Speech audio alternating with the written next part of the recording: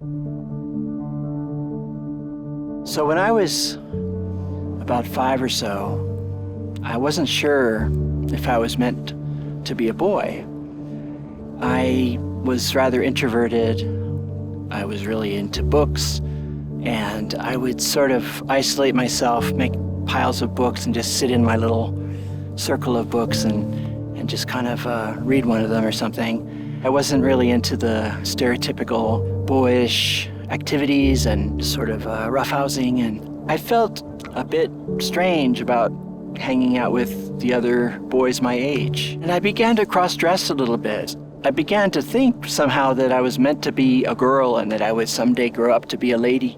I was the oldest of 5, later 6, and I always felt that I needed to be responsible. We often didn't have food in the house, and I would go shoplifting. I would literally just walk in the store and fill up the box with just basic staples. Because things were so crazy, you know, of course the police got involved, and we were taken to foster homes several times. So things were just really, really scary and crazy. With all those violent men, you know, it made me feel like I don't want to be a man. One day I noticed that my employer was offering full-on transgender treatments, hormones, surgery, everything as part of their health plan.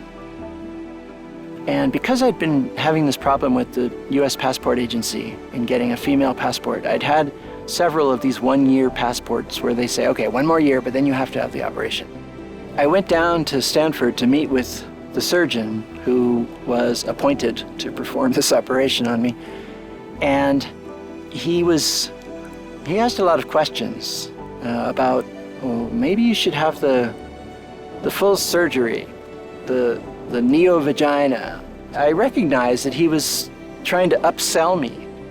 So I thought, well, if I have the orchiectomy, having my testicles removed, that will satisfy the passport agency, and I can have it all, everything will be accomplished. And I can tell you, based on my experience, you know, 10, 12, 13 years into my experience, I thought there was not the slightest chance that I would ever resume my normal life and say I'm a man and stop masquerading. I just thought that was just absolutely unreal, out of the question. I'll be picnicking on one of Saturn's moons before that happens. I was still using the name Tara. I was still, you know, using women's restrooms.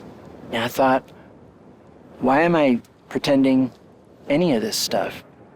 That evening, after crying for a while, I just realized I'm not going to play along with that anymore. I don't care how people perceive me. You know, my name is Hachi. I'm a man. And that's all there is to it. As simple as that.